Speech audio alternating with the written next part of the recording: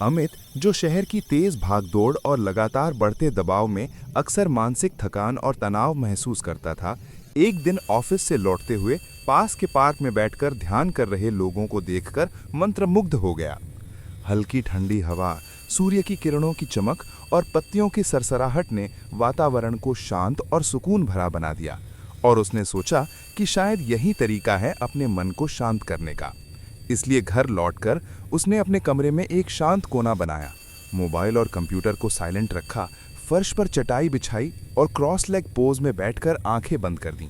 शुरुआत में मन बार बार भटक रहा था, ऑफिस की टास्क, बिल, भविष्य की चिंता, लेकिन उसने धीरे धीरे अपनी सांस पर ध्यान केंद्रित करना शुरू किया। गहरी सांस लेकर उसे धीरे धीरे छोड़ते हुए अपने शरीर और ऊर्जा को महसूस किया। कल्पना की कि उसके चारों ओर नीला प्रकाश मंडरा रहा है, जो उसकी हर नकारात्मक भावना को दूर कर रहा है, और धीरे धीरे उसके मन में शांति फैलने लगी। हाथों और पैरों में हल्की ऊर्जा का संचार हुआ, मन वर्तमान में केंद्रित हुआ, शरीर और मन संतुलित महसूस हुए। इसी बीच उसे याद आया कि उसने हाल ही में एक YouTube चैनल देखा था जो रोजाना ध्यान और मानसिक शक्ति बढ़ाने के अभ्यास सिखाता है, और उसने सोचा कि अगर वो इस चैनल को सब्सक्राइब कर ले तो रोज नई तकनीकें सीखकर अपने मानसिक शांति को बढ़ा सकता है।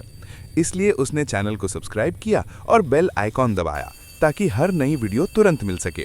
दिन समाप्त होने पर उसने महसूस किया कि ये केवल पहला कदम था, लेकिन उसने अपनी आत्म जागरूकता, धैर्य और आंतरिक ऊर्जा में पहली बार बदलाव देखा, और उसने सीखा कि मानसिक शांति भीतर से आती है। रोजाना ध्यान और सांस पर फोकस करने से तनाव कम होता है, और धीरे धीरे ये अभ्यास उसकी मानसिक शक्ति और आत्म जागरूकता को लगातार बढ़ाएगा। जिस व्यक्ति ने सालों की मेहनत से एक सफल बिजनेस खड़ा किया था, वही अचानक आए आर्थिक संकट में सब कुछ खो बैठा।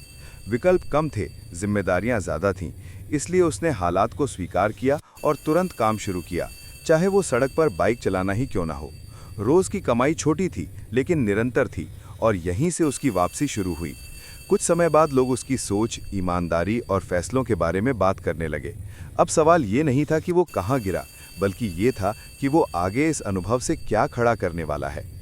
अगर आपको ऐसी रियल लाइफ, लॉजिकल और इंस्पायरिंग कहानियाँ पसंद हैं तो लाइक करके बताइए, सब्सक्राइब कीजिए ताकि अगली कहानी मिस ना हो, और फॉलो करें क्योंकि अगली कहानी शायद उसी इंसान की हो जो आज चुपचाप मेहनत कर रहा है।